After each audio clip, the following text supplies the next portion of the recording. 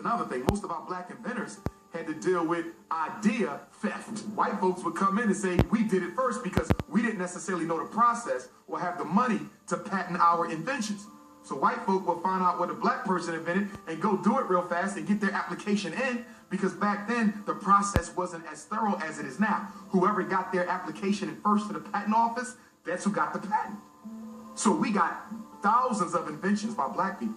We'll never even know it because of the fact that they were stolen. They don't want anyone to know that we invented things. If it wasn't for black people, white people couldn't take a dump. The black man invented the toilet, and he just made it white on purpose. A slave by the name of Black Sam, Eli Whitney Slade, created the idea for the cotton gin, and his master took it and patented it in his own name. How could he do that with no benefit of books? He wasn't even allowed to learn. A lot of people assume just because African slaves were illiterate, they were ignorant. And there's a real big difference, because African people, they had a very elaborate language or elaborate languages over in Africa. When Africans were brought over here, they were taught a bastardized version of English, and they weren't even allowed to see the language written down. And they were taught the language by lower class Europeans who were living in the South. So even though there was that major obstacle, blacks still did phenomenal things. Thomas Edison was known for stealing people's inventions. He was known for taking the inventions of a few African-American inventors. Lewis Latimer, Granville T. Woods actually went to court with Thomas Edison, and Granville T. Woods actually won his case. Thomas Edison tried to bring Granville T. Woods to court on that invention. And I just saw a commercial for Mazda, I believe, cars, where they said, here's a man holding 1,000 patents. Well, 90% of them he stole. Alexander Graham Bell and Thomas Edison, who are probably considered America's two greatest inventors of all time. But guess who was designing their blueprints for the patent application? A black man. Now let's think about this for a minute. If you invent something, why do you need me to do the blueprints for the patent application? If it's your idea, how in the hell can I do the blueprints for it? You can't do the blueprints for my idea. I have to do them.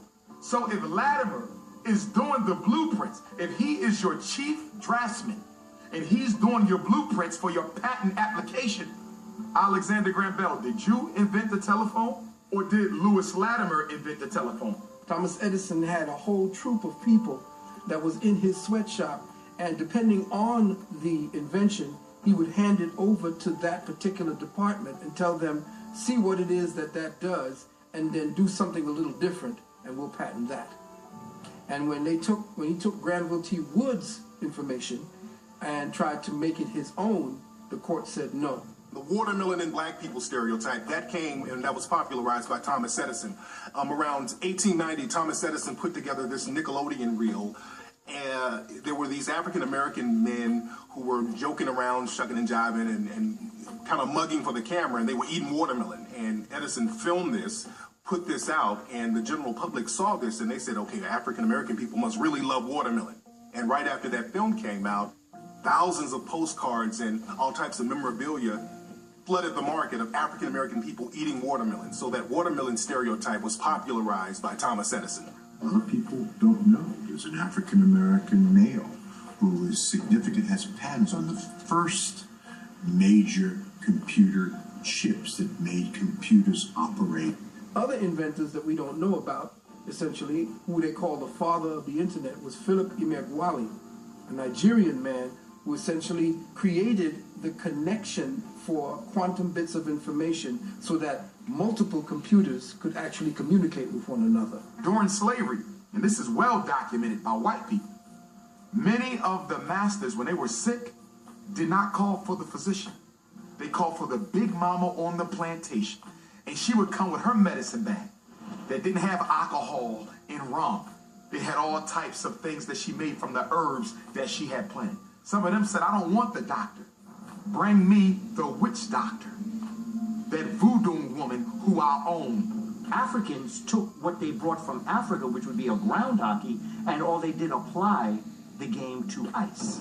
When the British were fighting the United States, there were African slaves or former slaves assisting the British in fighting the U.S.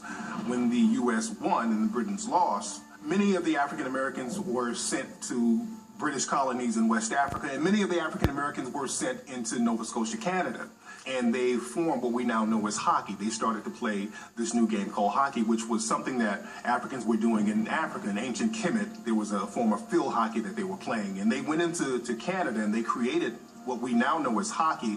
And there were actually black Canadian hockey teams in the early sport of hockey that a lot of people don't know about. And there's a great book about that called Black Ice that talks about the early inventors of hockey who were men of African descent.